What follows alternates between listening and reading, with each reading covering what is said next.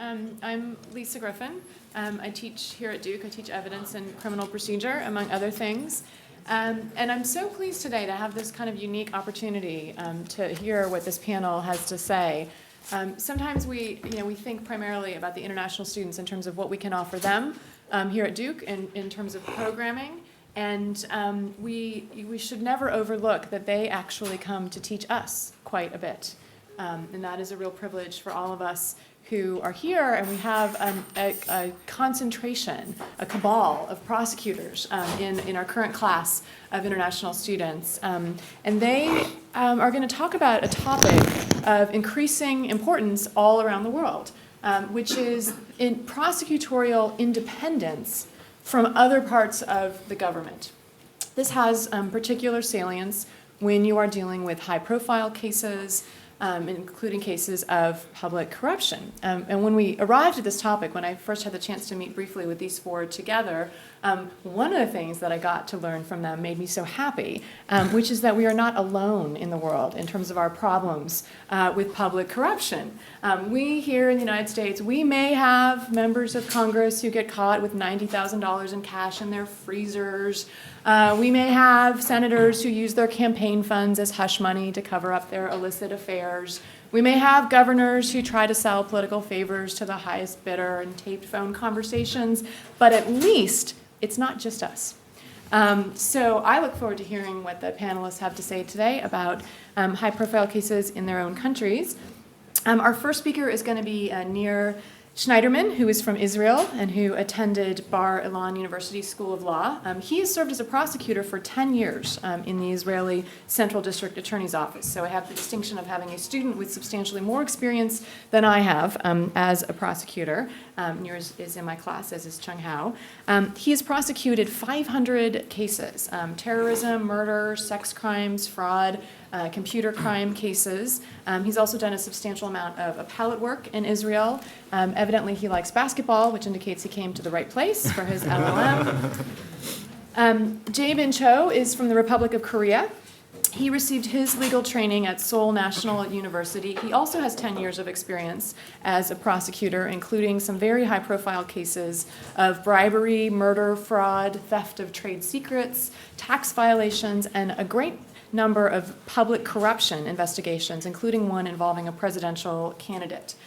He's received many commendations and has also served in the Ministry of Justice and most recently in the Supreme Prosecutor's Office.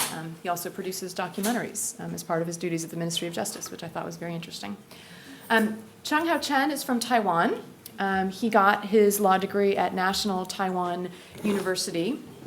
He spent 5 years as a prosecutor in the Taiwan Yunlin District Prosecutor's Office, investigating and prosecuting corruption, human trafficking, sexual offenses, bribery, fraud, and domestic violence cases. He's currently associated with the Taiwan Taipei District Prosecutor's Office and evidently is an excellent badminton player. Ryohei Oda is a visiting scholar at Duke. He comes from Japan, and he received his graduate training in law at the University of Kyoto. He's been a prosecutor for 6 years, and he was most recently in the Nagoya District Public Prosecutor's Office.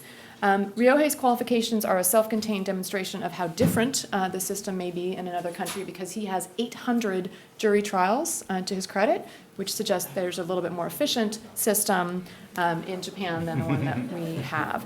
And I very much look forward to hearing what they have to say, and then we will have some time for your questions. Thank you.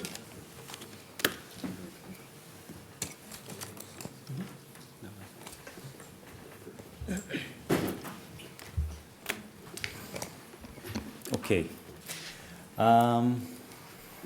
Actually, I'm really happy to see everyone here. I had this horrifying dream last night that I would speak to an empty class. I'm really happy to see everyone. I will start with some basic facts about Israel. As you can see, Israel gained its independence in 1948. It's a pretty small state. Its area is only about 8,500 square miles. Just for comparison with North Carolina, the area of North Carolina is about 54,000 square miles. The Israeli population is 7.6 million. The population here in North Carolina is just about 9.5 million people. Israel is not divided to any autonomic states, cantons, emirates, and things like that. It has one central government. It has no constitution, although we have some basic laws which stand in a higher level than the regular acts of the parliament, and which regulate the authorities of the parliament, of the government, of the army forces, and actually protect the basic rights of the citizens. Pretty similar to Amendments 1 till 14 for the American Constitution, but there's actually no constitution. And we have a general attorney in Israel. The interesting thing is that his authorities are actually not enumerated in any one basic law or in any one parliament act. So he is really independent, and although he is appointed by the government, and although the government can dismiss him as well, he's really independent. He basically serves as both as the chief prosecutor in Israel, which I will elaborate in a few minutes about that, and he serves as the government's legal advisor, which is another section of his duties. Once again, actually nothing limits his discretion but the law, of course, and the Section 12A to the Procedure Act from 1996 in Israel says that the Attorney General and his subordinates are the prosecutors, and we, the prosecutors in Israel, are generally divided to a state attorney office and 6 district attorneys' offices. I was a part of the central district attorney offices, and all of us are the prosecutors. Now, Israeli prosecutors have many duties, but the main ones are to accompany police investigation. This is actually something that doesn't happen all the time. In pretty simple police investigations, there's no accompanying of the prosecutions, but you can usually find it in the more complex investigations. Then the prosecutors are the ones to decide whether to charge someone or not. So we don't have a grand jury in Israel. We don't have anybody, any external body that would supervise us, and I will get to that point at the end of my speech. The interesting thing is that we don't have juries in Israel, and the courts, of course, are the ones to decide whether to acquit someone or whether to convict him, and if they convicted someone, what's going to be the punishment. We don't have a petit jury as well, and this is part of the Israeli legal system. Actually, as I said, the Attorney General is pretty independent in Israel, and unfortunately, during the last decade, we had some really interesting but very bad, very severe cases that political personalities, very major political personalities, were a part of. This is our former president, Moshe Katsav. He was the 8th president of Israel. He was in office between 2000 and 2007. On the bottom picture, you can see him on the left side, and on the right side, you can see our former Attorney General, sorry.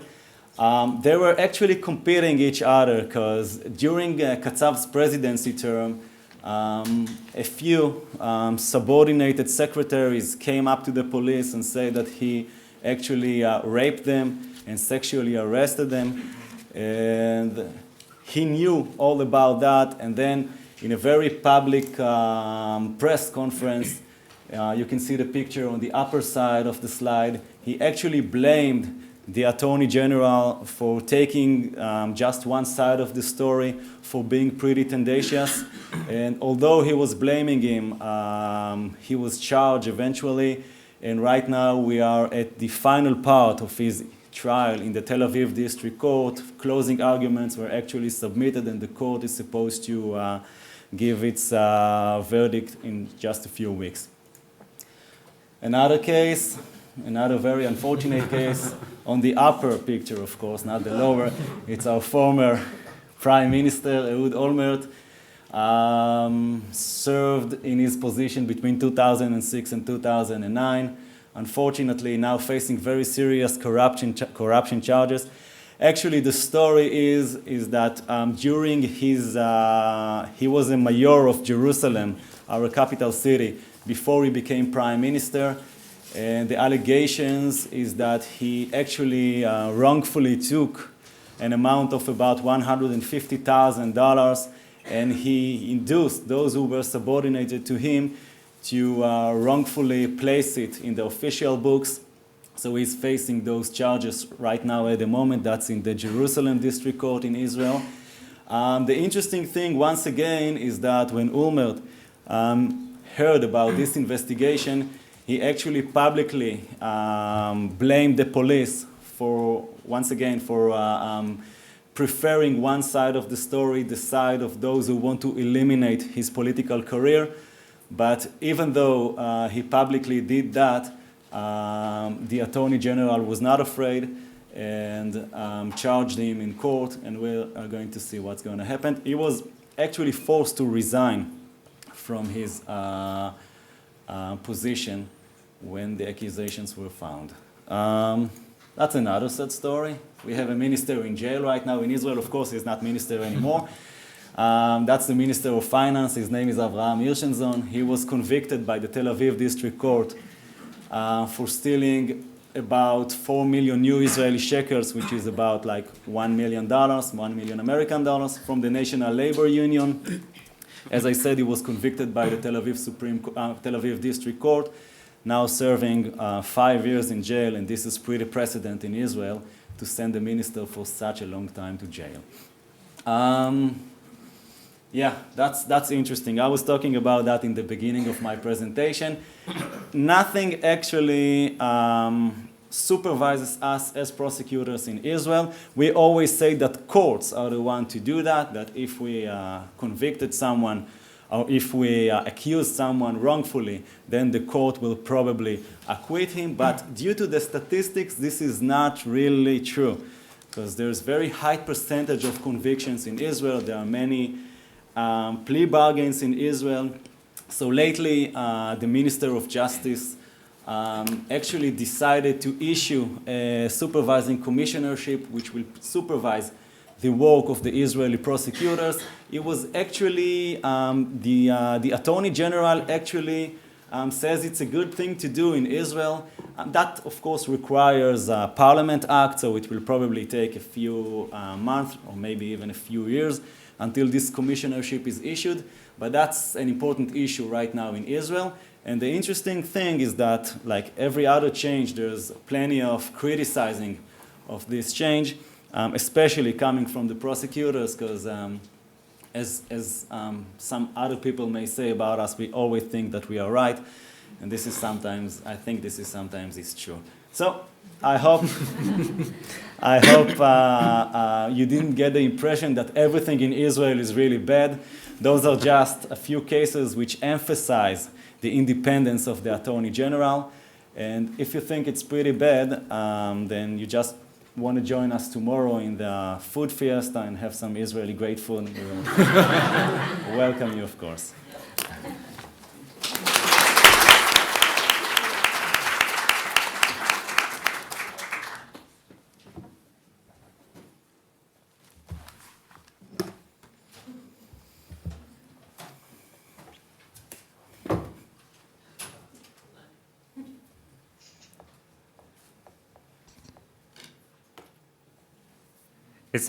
It's great honor to talk about Korean prosecution service in front of you.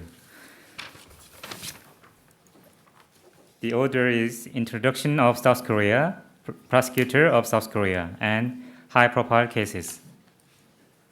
Introduction of South Korea. South Korea is located in the Korean Peninsula in East Asia. Territory and population is 100,000 square kilometers and 50 million. Our economy is the world 12th to 15th largest. You may know Samsung, Hyundai Motors, and LG. Politics is presidential republic. This is our flag. Among Koreans, you may know Kim Un-ban, Secretary General of UN, Dae-jung Kim, 2000 Nobel Peace Prize recipient and former president of South Korea. I select left photo of CF for advertising South Korea because my wife joined the CF.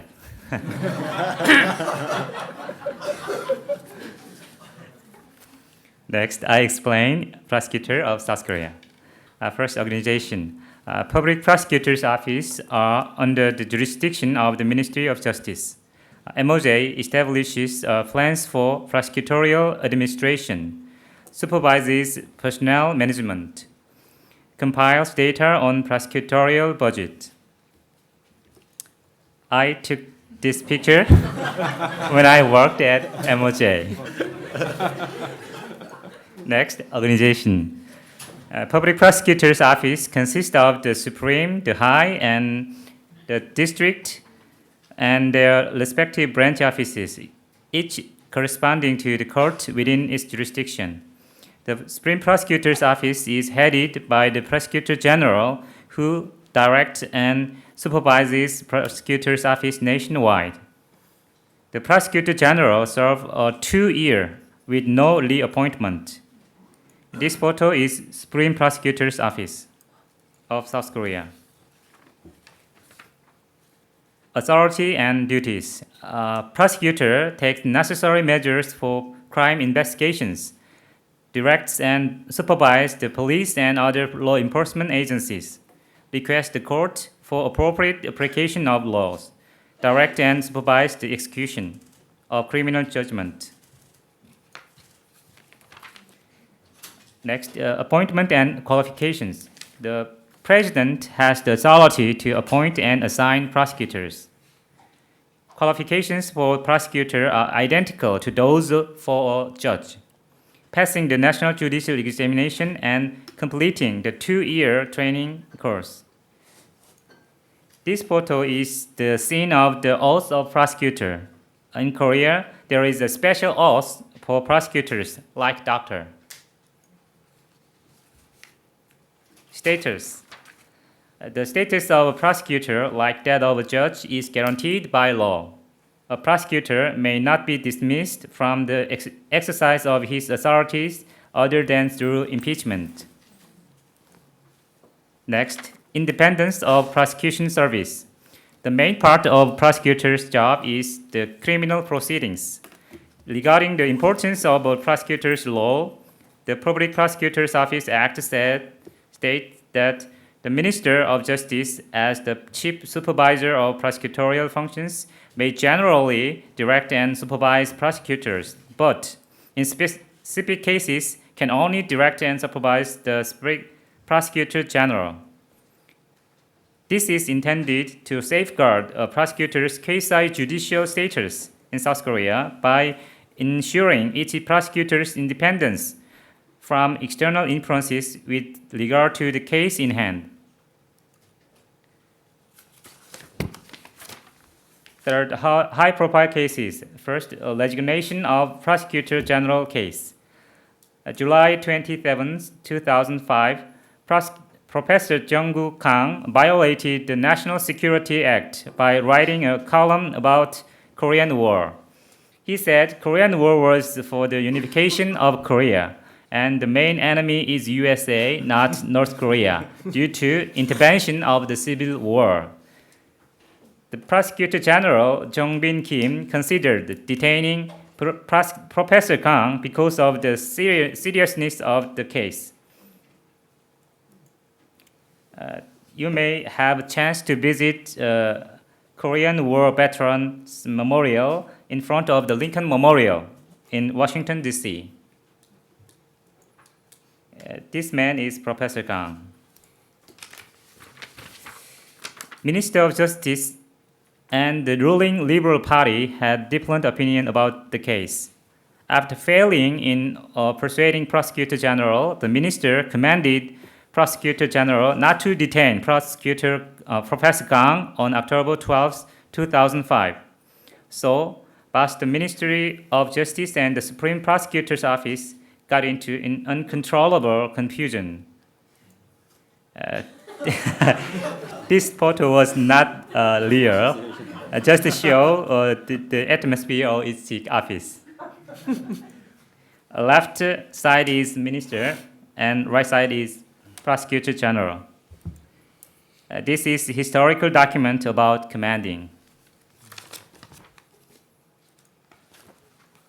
As for Prosecutor General, there was 4 options. Follow the command and resign. Follow and not resign. Not follow and resign. Not follow and not resign. He finally selected follow and resign.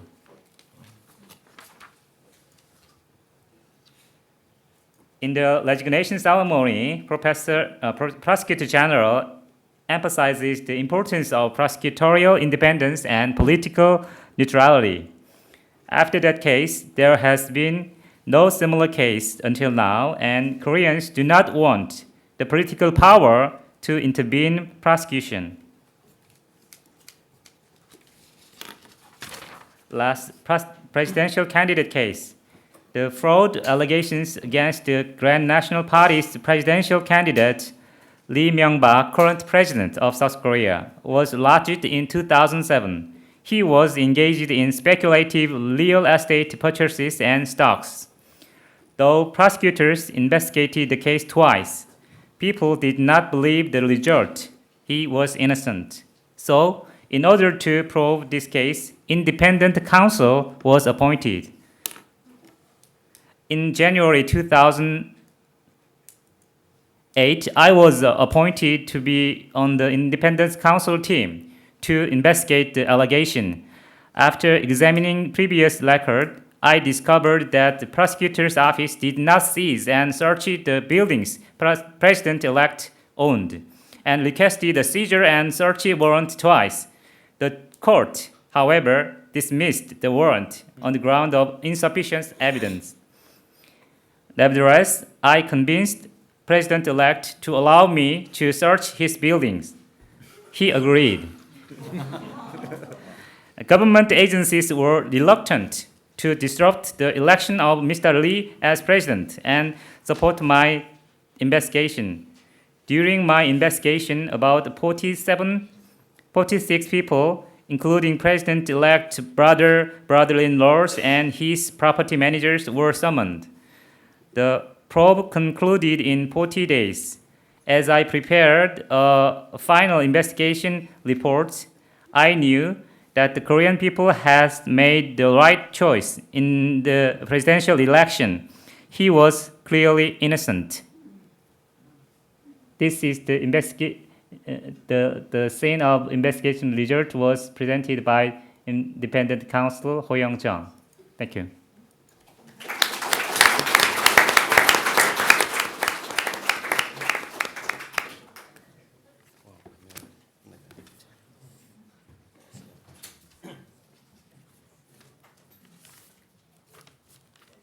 Hello. Okay. It's such a great honor for me to introduce Taiwan's prosecution system to all of you. But to be honest, my English is not very good, so I will do my best. Okay. Okay. First of all, I will have self-introduction, and then I will introduce 2 cases, high profile in Taiwan, and then I have conclusion. This is Taiwan. It's a very small island, but there are many beautiful places here, there, and food are really delicious. If you want to go to Taiwan, please tell me. I will provide a lot of information. Okay, this is the icon of justice in Taiwan. His name is Bao Qing-tian, and people always think we should like him, not his face.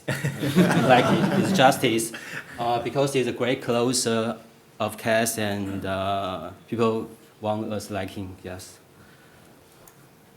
This is me. Okay.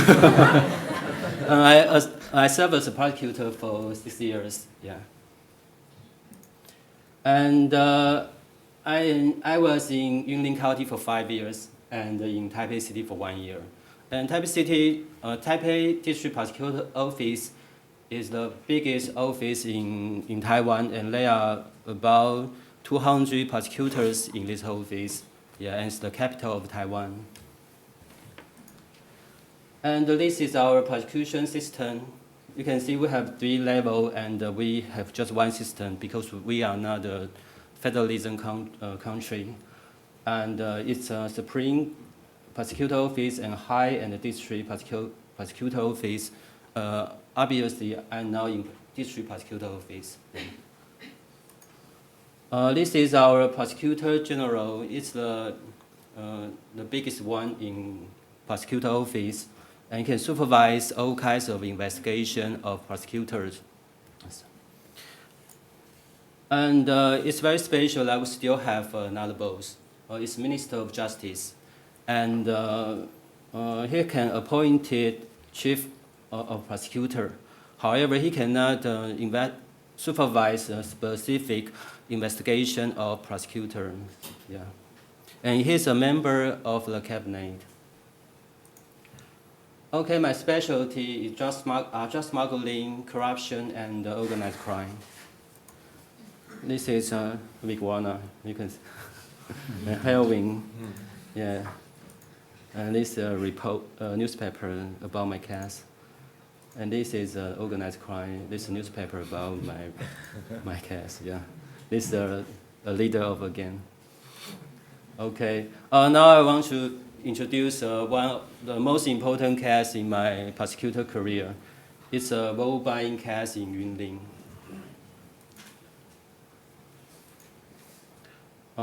Because my defendant was congressman.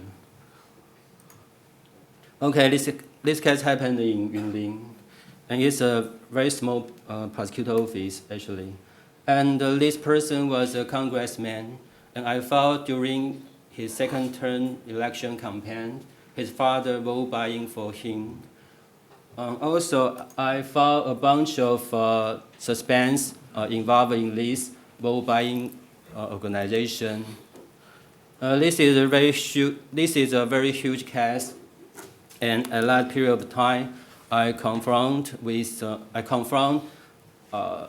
tremendous pressure because first of all, television and newspaper report this case every day, and they describe all the details.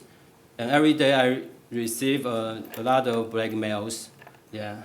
And I think the most important thing is the congressman always went to Department of Justice. He told Minister of Justice that I am a bad guy and my investigation is illegal and his father is innocent. However, I was very lucky because Minister of Justice and the Chief Prosecutor are very nice, and they told me I just have to follow the due process, and they can do anything for me. Don't worry about that. I was very lucky because finally I successfully prosecuted the father of this congressman. I sent him to jail, and moreover, the court believed this congressman taking part of this vote buying case, so they say it's an unfair election, and then this congressman lost his seat in the Congress. Yeah, so it's well done. Okay, now I will introduce you a very important, I think the most important case in Taiwan's history. It's about corruption of our ex-president Chen Shui-bian. And in 2007, Taiwan established a special investigation division in the Supreme Prosecutor Office, and they were eight prosecutors in that special team at that moment. And the leader is our Prosecution General. Okay, in 2008, they found our former President Chen Shui-bian and his family involving bribery, embezzlement, and money laundering crime. And it was so the special team found a bunch of evidences show Chen Shui-bian really involved in those scandals, and they arrest him and put him into custody. And at that period of time, this case was really huge because a lot of Mr. Big, they involved in this scandal. And I think there were a lot of controversy in this case. But I think the most important thing is the leader of the special team, Taiwan's Prosecutor General, was nominated by Chen Shui-bian 2 years ago before this case. So, and still, it's a pity that we found some evidences show he really do some cover to Chen Shui-bian and really try to escape Chen Shui-bian from, prevent Chen Shui-bian from guilty. So I think at that moment, our district prosecutors play a very important role because we have an association, and then we claim that our Prosecutor General should reside over this case. So finally, I think because of our efforts, Prosecutor General reside over this case, and we successfully prosecute Chen Shui-bian and send him into jail. And now this case is continuing the process. Yeah. Okay, my conclusion. I always think that the power of prosecutors is like the power of a ring. A lot of people want to become a law of the rings. Yeah, even this guy. And so sometimes I think prosecutors are like human hamburger because a lot of people it's so delicious. People want to swallow it. Yeah. Just kidding. But I will tell myself, I just like President Truman say, if you can't stand the heat, get out of the kitchen. Being a prosecutor, you have become stronger and stronger. You can, and left, you can resist any pressures.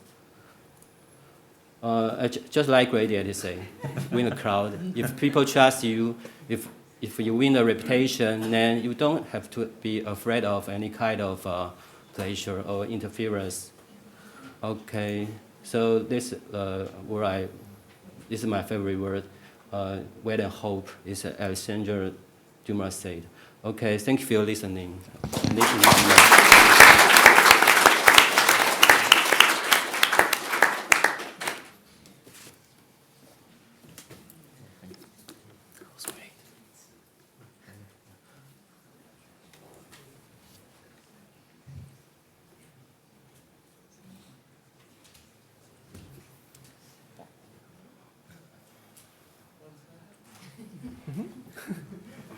Okay. Hello, everyone. Thank you for giving me an opportunity to introduce Japanese system to you. I'm sorry, my English is not good, and my computer skill is also not good. And my slide is very short, and I'm sorry, I have no fun slide in my presentation. Anyway, my name is Ryohei Oda. I'm a public prosecutor in Japan. I'd like to modify Professor the introduction a little bit. I have dealt with more than 800 bench trial cases. And because a jury system was introduced only 2 years ago in Japan. Anyway, I'd like to introduce Japanese prosecutors' independence and some high-profiling cases relating the issues. Firstly, I'd like to tell you about prosecutorial independence in Japan. About this issue, I'd like to tell you about our qualification, our office's organization, our duties, and our status, including independence and impartiality. First, our qualification. In Japan, private attorneys, judges, and public prosecutors have the same qualifications. To become a Japanese legal practitioner, in principle, the applicants must pass the national bar examination. After passing the examination, they must take the 18-month training course as legal trainees at the Legal Research and Training Institute of the Supreme Court of Japan. The training term was a little bit changes now. After completing such training, trainees can become a private attorney, an assistant judge, or a public prosecutor. We do not have election system. like the United States. We have no elected prosecutors. All public prosecutors in Japan are appointed by government. We have no political background. Our office's organization. Our office, Public Prosecutor's Office, is an extra-ministerial agency of the Ministry of Justice in Japan. My office is separated from Ministry of Justice. The Prosecutor's Office consists of the Supreme Public Prosecutor's Office, headed by the Prosecutor General, and 8 High Public Prosecutor's Office, and 50 District Public Prosecutor's Office, and 203 branches, and 438 Local Public Prosecutor's Office. And this organization is very similar to in Korea and in Taiwan. I think the Korean system and the Taiwan system is came from Japan, I think. Our duties. We public prosecutors exercise such functions as investigation, instituting prosecution, requesting the proper application of law by courts, supervising the execution of judgments and other matters. And we usually directly conduct an interview with witnesses and suspects. It is totally different from the United States, and sometimes make arrest of suspects. In high-profiling cases, such as suspects are politicians, and investigate the case on our own. In addition, we have a special investigation department. In the department, prosecutors and prosecutors' assistant also investigate a case on their own. They usually dealt with a high-profiling case. In such case, we as prosecutors do search and make an arrest, directly make interrogations, and so forth, because we are independent from politics. On the other hand, the police or other investigational agencies are weak for politics, because they are not guaranteed by independence and impartiality by law. This slide, very rough. This slide indicates a search by prosecutor's office. The officer in this slide is all prosecutors and prosecutors' assistant officer. Next, our status. In Japan, public prosecutors have a status equivalent to that of judges in terms of qualification and salary. We are considered impartial representatives of the public interest. Aside from disciplinary proceedings, we cannot be dismissed from office, suspended from the performance of our duties, or suffer a reduction in salary against our will. Thus, our independence. Prosecutorial functions are part of the executive power vested in the cabinet, and the cabinet is responsible to the diet in their exercise. The Minister of Justice should have the power to supervise public prosecutors to complete his or her responsibility as a member of the cabinet. However, prosecutorial functions have a quasi-judicial nature, inevitably exerting an important influence on all sectors of criminal justice, including the judiciary and the police. To harmonize these requirements, Public Prosecutor's Office Law Article 14 provides that the Minister of Justice may control and supervise public prosecutors generally in regard to their functions. However, in regard to the investigation and disposition of individual cases, he or she may control only the Prosecutor General. The Minister of Justice cannot control an individual public prosecutor directly. I would like to introduce one example. It is only one time that the Minister of Justice exercised the right of controlling the Prosecutor General. It was in 1954. The case is the corruption case. In this case, the prosecution decided to make an arrest of an influential politician of the ruling party. Later, he became a Prime Minister of Japan. But the Minister of Justice prevented the prosecution from making arrest him by exercising the right. the exercise was strongly criticized by citizens, and people in Japan had very negative impression about the right of Minister of Justice. Although the arrest was prevented, the Minister of Justice resigned a day after the exercise, and the ruling party went out of power in 8 months.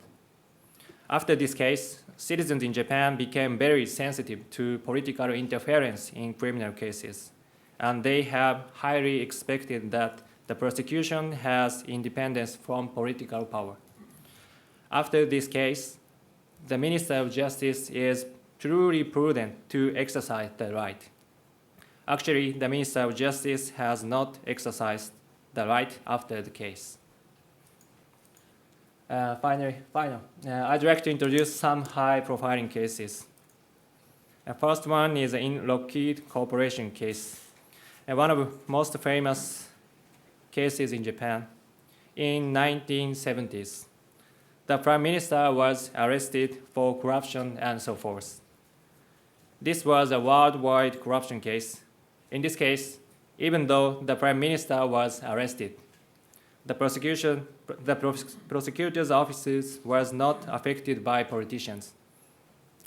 The Special Investigation Department in Tokyo District Public Prosecutor's Office dealt with the case and prosecuted him finally. But during his appeal, he died. And so the case was dismissed because of his death. Recent cases, we investigate the highly influential politician of the ruling party, Ichiro Ozawa, for violation of Political Funds Controlling Act. In this case, he is one member of Diet, a former secretary of Ozawa, and other his secretary were arrested. But Mr. Ozawa was not arrested, just under investigation with his consent.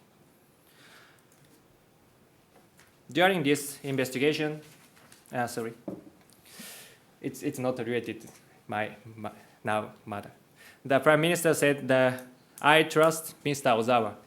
The Prime Minister was strongly criticized by citizens and mass media, and because he was considered that he intervened the investigation as a most influential politician, and that the statement is also considered it threatened prosecutorial independence.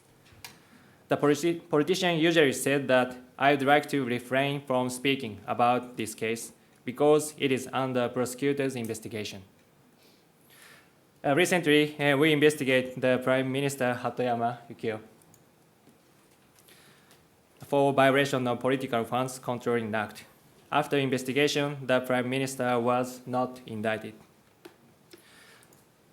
Thus, my conclusion, we Japanese public prosecutors are guaranteed high level of independence from politics. Also, citizens in Japan highly expected us independent from political powers. Therefore, we are able to investigate corruption case, politicians case, and other high-profiling cases without political interference. Thank you for your attention.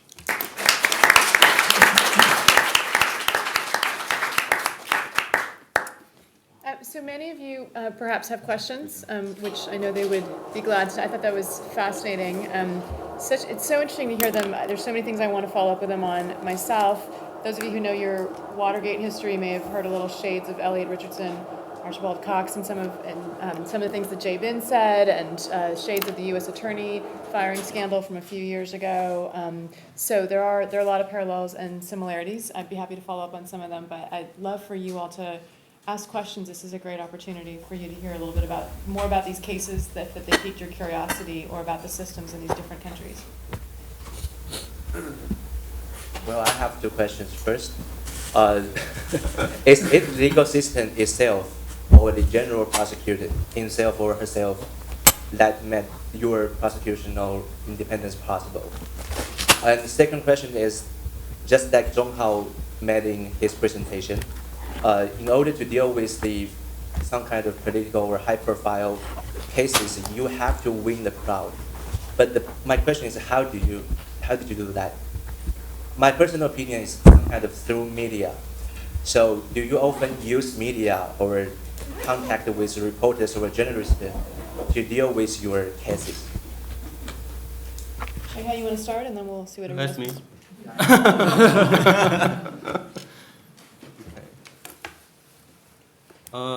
First of all, in my opinion, it's not easy for prosecutor to be independent.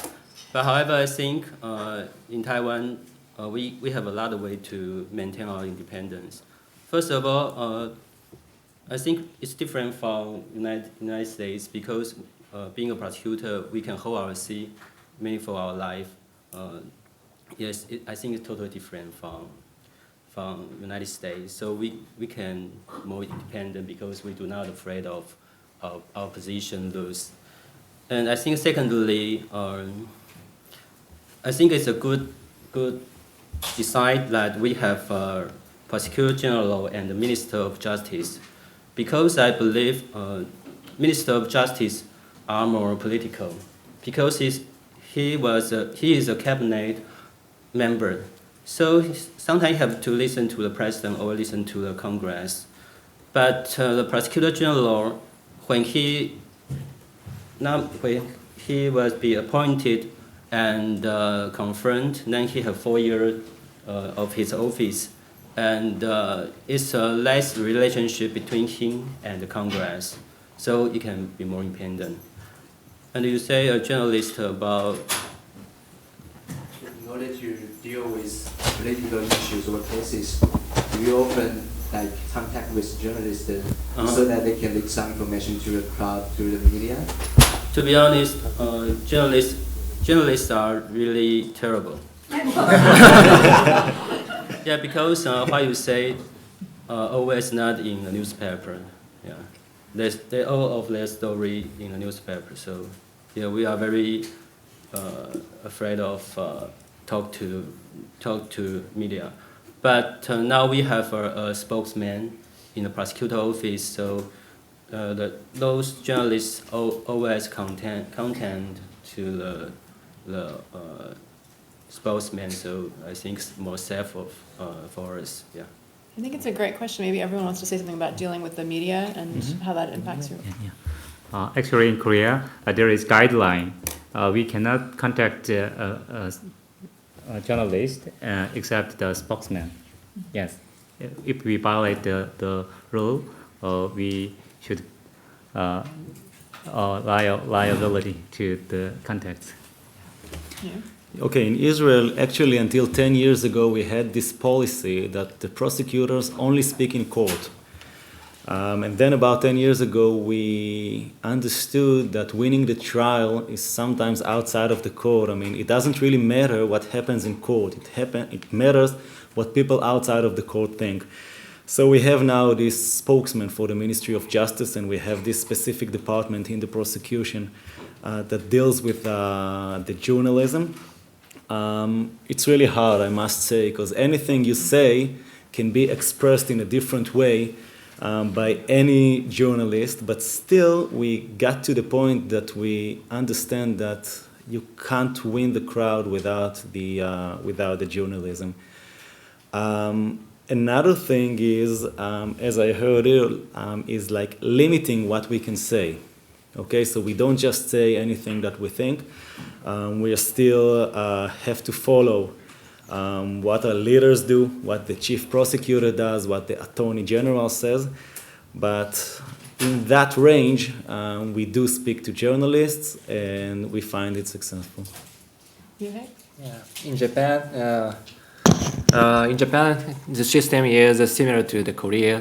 We have a guideline about the contacting the journalist. A journalist can contact the only spokesman. And the spokesman is usually the deputy chief prosecutor in district prosecutor's office. If the journalist violate the guideline, the journalist strictly prohibited to enter the building or prosecutor's office and something like that. Very strict guideline. Other questions? One of the things that I was wondering in listening to you speak is that we were talking about this sort of separation of the prosecutorial process from the other parts of the government. There's some similarities here, but one of the things that happens a lot here is that prosecutors go into politics. Do prosecutors ever move on to run for election, to become members of other parts of the government? Do they frequently become, we've had a lot of former prosecutors become public figures in our country. Does that happen in yours? I actually can't remember even one name of some politic personality who used to be a prosecutor in Israel. No. David? In Korea, the prosecutors resign and running for the election. The kind of cases, some more about now, about 50 and more lawyers in the Congress, and about 10 more is the prosecutor. Yes. So it's happening, it's increasing. Yes. Yes. The career in prosecution service is more helpful to the running for the election. Mm-hmm. Yeah.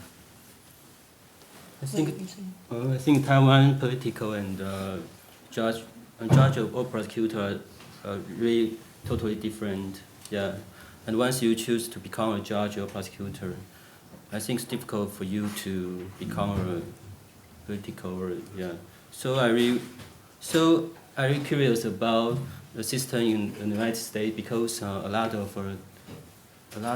government officials, for example, judge, prosecutor, attorney general, all by election. So it's weird for me, yeah, because I always think it's a totally different plan of your career, yeah. And I seldom saw about a prosecutor to become a congressman or become maybe he will become another kind of government officer, but it's close to, have some relation between with the prosecutor, yeah. Yeah, that's all. Ryohei? In Japan, totally different from the US, as I explained in my presentation. Actually, I have my former colleague is resigned to prosecutor and ran for election for Congress and become a member of Congress now. Some of the Congress member came from the prosecutor's career. It is similar to Korea. Other questions? I have a question. So all of you talked about, the independence of your office from the rest of the government. Who investigates the prosecutors? Is there an office that looks into corruption within the prosecutor offices in your country? Okay, we have this state comptroller in Israel, which is supposed to investigate anything that happens in all of the governmental offices. And the prosecution, of course, is a governmental office, so he can investigate, he can check what happens there, but he doesn't really check the professional decisions. He can only check whether there is corruption. I'm glad to say that no corruption was found in the prosecution offices in Israel in the last 62 years that we exist. Another thing is that this supervising commissionership, which I was talking about, this one is supposed actually to check the discretion itself. It's not existing at the moment in Israel. It should be existing like in 2 or 3 years, I believe. But as I said at the beginning, I'm really happy to say that no corruption was found in the prosecution offices in Israel. In South Korea, there is an inspection department in the Supreme Prosecutor's Office. They investigate the case about prosecutors, and their power is reinforcing now. And If the investigation our servers is insufficient, there is independent counsel team. Yeah, Korean politicians passed a law, and the independent counsel team are appointed and investigate the prosecutors. We have several more cases in our history. Yeah. In Taiwan, first of all, the control yuan can impeach us. Control yuan is a kind of Congress. They take responsible for the government officers' behavior. Yeah. And I think the second way is the high or the Supreme Prosecutor Office also could investigate district prosecutor. Yeah. For example, there used to be a prosecutor in Yunlin. He was investigated by the High Prosecutor Office, the prosecutors, and then he was be charged of corruption. Yeah, and a couple of months ago, there are a lot of judges because of their corruption. Yeah, they are investigated by the Supreme Prosecutor Office, and that case still continue. Yeah. In Japan, unfortunately, the three public prosecutors is now under investigation. It become big problem now in Japan. You can find the internet, the news about the Japanese case. About this case, the Supreme Public Prosecutor's Office conduct the investigation. The Supreme Public Prosecutor's Office has a very strong power to investigate and make arrest or something about these issues. We have no law, no statutes or guidelines about the case conducted by the prosecutors. But I think generally the Supreme Prosecutor's Office do the investigation about the case like that. Thank you all so much for coming. I'm sure if you have other questions or thoughts about the cases that they would be happy to follow up with you on campus as they're about. I really enjoyed it and you all did a terrific job. Thank you very much for doing it.